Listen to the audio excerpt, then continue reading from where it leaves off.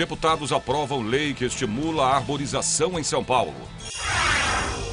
Uma lei em vigor há 6 anos proíbe a venda do cachimbo aos menores de idade. Cidades paulistas sedes de usinas hidrelétricas pedem apoio do Parlamento Paulista contra uma lei federal. Agora, no Jornal da Assembleia.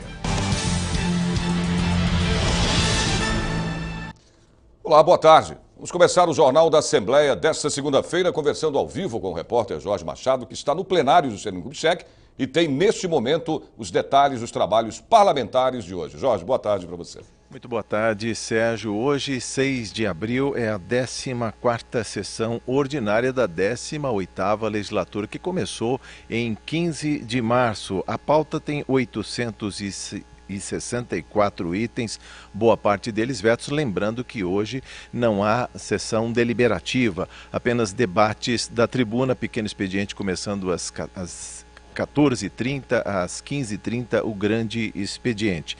Lembrando que a última votação que ocorreu aqui no plenário Juscelino Kubitschek, 1º de abril, na sessão extraordinária, houve a tentativa de votação da PEC número 11 de 2013, ela que trata da redivisão do bolo dos recursos para as estâncias. São 70 estâncias no estado de São Paulo e outras 140 cidades que têm interesse turístico. Foram 52 votos para que fosse aprovada em primeiro turno essa PEC, seriam necessários 57 votos. Houve a tentativa também numa segunda sessão extraordinária, mas essa sessão foi levantada. Sérgio.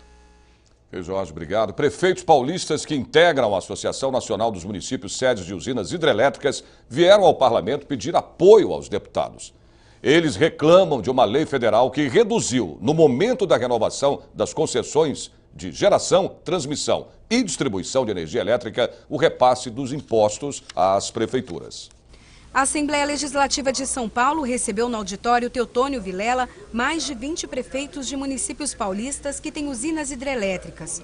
O encontro serviu para discutir os impactos da Lei 12.783 de 2013 na arrecadação dos municípios. As usinas são públicas, são da União, as usinas. Foi renovada a concessão da empresa que trabalha com a usina. Então, o que aconteceu? A energia elétrica que era vendida na minha cidade era vendida a R$100 o megawatt-hora. Com a renovação, aquela companhia aceitou vender a energia por R$30 o megawatt-hora. Então, tu veja o impacto que está dando nesses municípios. É por isso a nossa revolta. A gente sabe que R$30 o megawatt-hora a gente não consegue nem pagar o custo da produção da energia elétrica, né? Se tu pegares a tua conta de energia elétrica na tua casa, tu vai ver que tu está pagando com certeza mais de R$200 o custo do megawatt-hora. Então, esse é o impacto que está dando nos municípios. Tem prefeitos que vão entregar a chave da prefeitura para a Câmara, para o Poder Judiciário, porque não tem como administrar uma perda desse tamanho. É uma catástrofe para os nossos municípios. O estado tem 44 municípios com hidrelétricas. Os prefeitos estão preocupados e pedem medidas urgentes. Que o ano que vem isso se agrava, porque o cálculo do valor adicionado é bianual.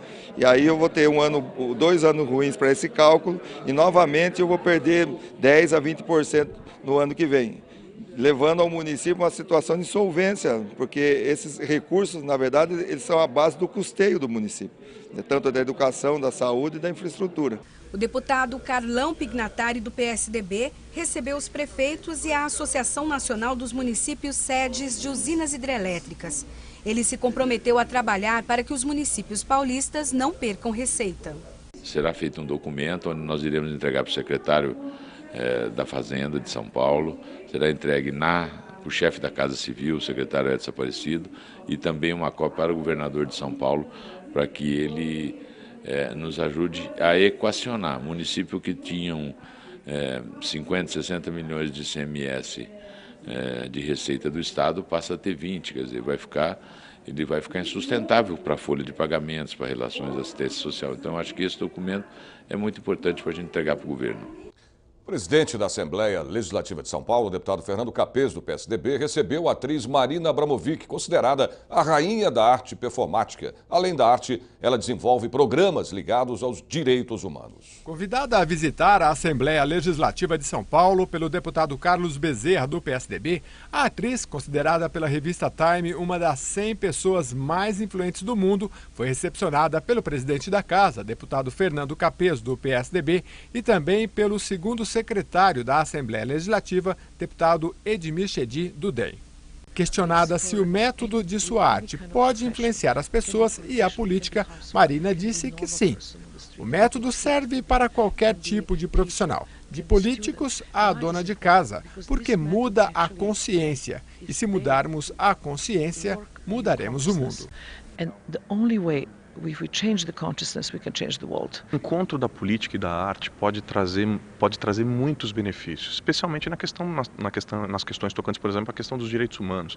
Marina é uma pessoa profundamente envolvida e engajada com a questão dos direitos humanos, e um artista pode falar coisas sobre a política de uma forma completamente diferente, com outro simbolismo, enfim, e ainda mais em sendo ela quem é.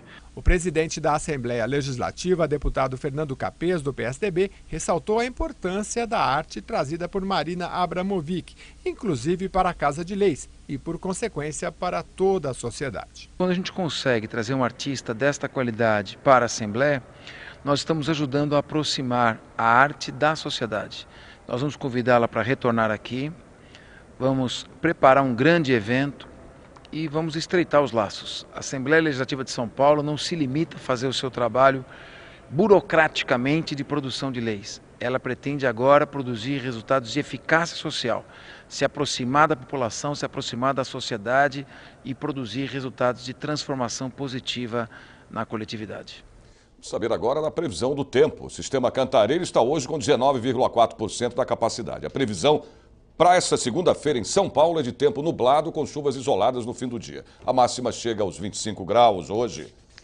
Em Campinas pode chover à tarde e à noite. A máxima é de 26 graus. Em São José dos Campos, tarde de tempo nublado com chuvas no fim do dia. A máxima também chega aos 26 graus. Em Sorocaba, tarde de tempo fechado com poucas aberturas de sol. A máxima também é de 26 graus. Em Ribeirão Preto, tempo nublado a maior parte do dia. Pode chover rápido no começo da noite. A máxima chega a 30 graus. A seguir, você vai ver que os deputados paulistas aprovam uma lei que estimula a arborização no estado.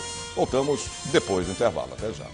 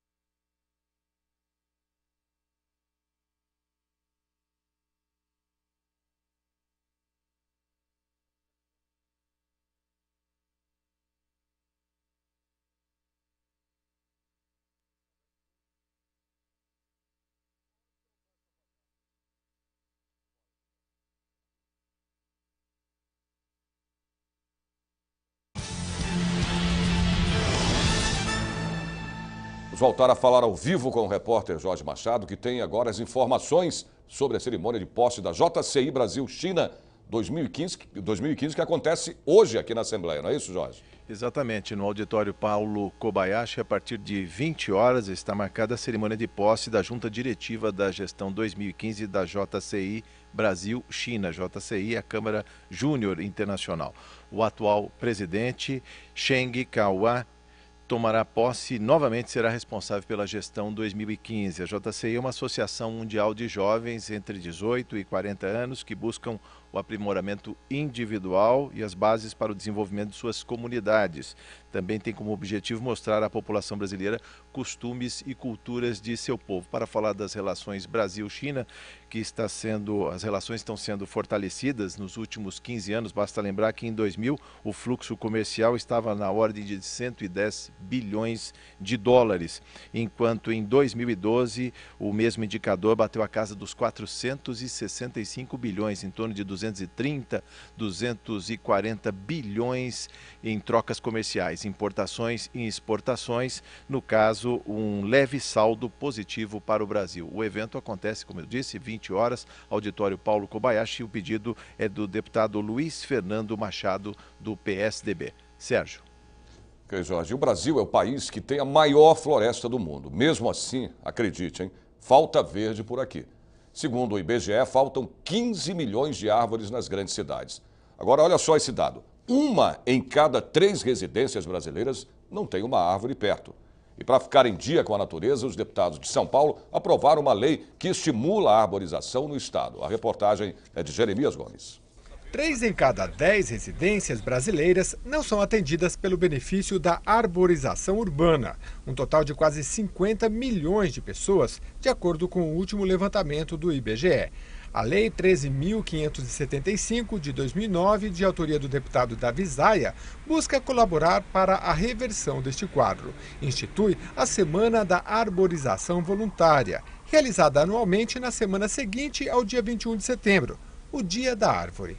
Se você decidir plantar uma árvore, seja numa calçada ou então numa praça, logo vai perceber que esta é uma atividade contagiante, que tem muita gente que tem a mesma vontade que você. Ao passar pela chamada pracinha da rua Minas Gerais, no bairro do Pacaembu, na capital paulista, o jornalista Samuel Antenor encontrou os vizinhos Xandor e Alessandra, que, cansados de ver o local degradado, tomaram uma atitude. Eu articulei as pessoas que moram aqui mesmo, bem de frente para ela, dos 3 prédios e das casas.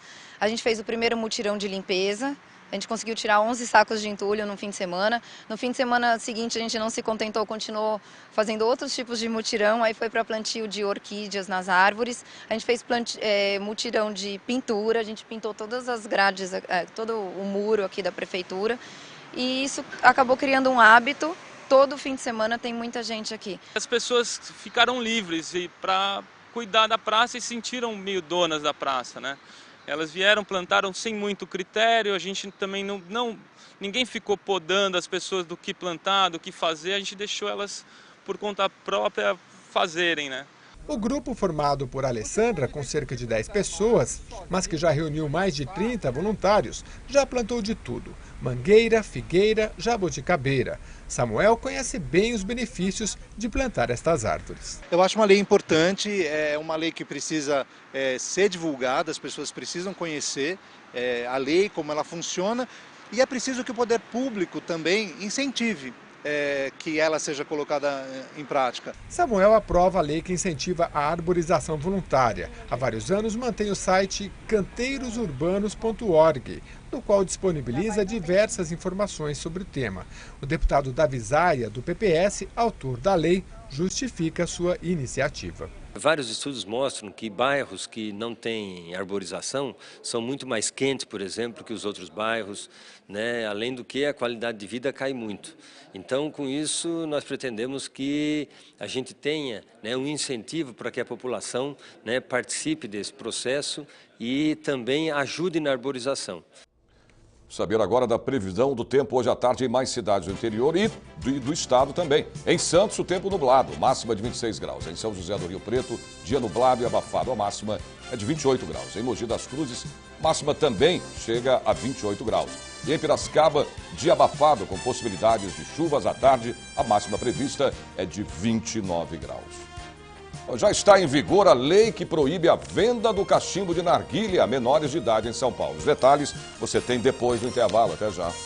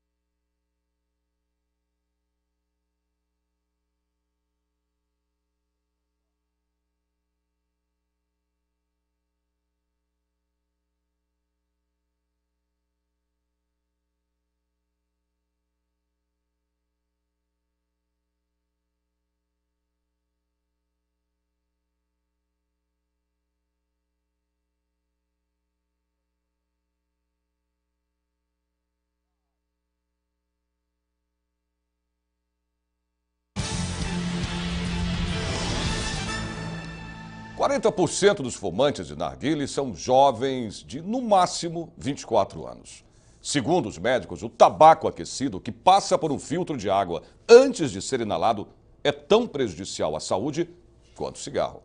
Uma lei em vigor no estado há 6 anos proíbe a venda do cachimbo aos menores de idade. Tem de todos os tamanhos e modelos, do mais barato ao mais caro, e é uma febre, principalmente entre os jovens. Segundo o derivado de tabaco mais consumido entre eles, o narguilé pode levar ao câncer, enfarte, aneurisma e doenças respiratórias, além de ser considerado uma porta de entrada para o cigarro, já que tem a mesma capacidade de dependência química. Parece inofensivo, mas fumar narguilé num período de 3 horas corresponde à inalação de 100 a 200 cigarros, segundo a OMS, Organização Mundial da Saúde. Tem nicotina, tem alcatrão, tem os derivados cancerígenos, né? Ele produz altos níveis de monóxido de carbono, que é um produto de queima e que pode ser bastante tóxico para o organismo. Ele cria dependência, né? Então a gente sabe que o narguilé está associado à dependência, assim, à abstinência, assim como outras formas de fumo. Além do que, ele é considerado uma porta de entrada para outros tipos de abusos, né? Dos cerca de 300 mil usuários, 40% têm apenas até 24 anos. Trata-se de um dispositivo no qual o tabaco é aquecido e a fumaça passa por um filtro de água antes de ser aspirado pelo fumante, causando a impressão de que os efeitos são atenuados, mas não são. Ele filtra pouquíssimas coisas e acaba deixando aquela fumaça mais fácil de usar, né? Ela queima menos do que o cigarro. E isso acaba sendo até um maior malefício, porque a pessoa acaba conseguindo usar o narguilé durante horas até, né? O cara fica às vezes 1 hora por sessão usando o narguilé, fumando o narguilé e tolera muito bem, com tragadas mais profundas. Isso leva até o índice mais alto, por exemplo, de monóxido de carbono. A gente sabe que chega a ser o dobro do índice do monóxido de carbono de quem fuma cigarro, aquele que fuma narguilé. Fomos às ruas saber a opinião das pessoas sobre o consumo e a proibição do uso do narguilé para menores de 18 anos. Eu nem conhecia. Quando eu vi, eu levei um susto. Achei que meu filho estava usando droga. Mesmo eu utilizando há muito tempo, eu sou contra crianças tão novas assim ficarem fumando, porque as crianças com 13 anos querendo fumar, bebendo e tudo mais, acho isso completamente errado. A fase de que as pessoas acabam encontrando a droga, geralmente são os adolescentes, né? A porta de entrada, né? Então, se a gente dificultar o acesso a esse tipo de droga, no caso, o tabaco dos adolescentes, já é um grande passo para evitar que no futuro ele seja um dependente do tabaco, um dependente da nicotina. Um feriado violento nas estradas de São Paulo. A Polícia Rodoviária divulgou agora há pouco um balanço dos acidentes nas estradas neste feriadão de Semana Santa. Priscila, boa tarde. Você está aí na rodovia Anhanguera, não é isso?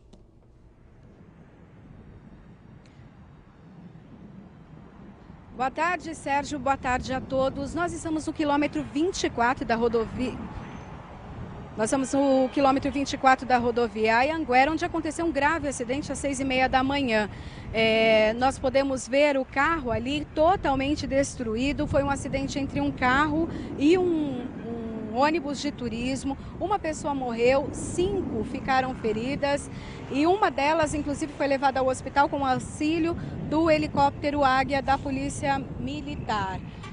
Neste momento, a rodovia está com trânsito pesado porque as pessoas passam aqui na região e olham o acidente, mas a rodovia já foi liberada desde as 8 horas da manhã.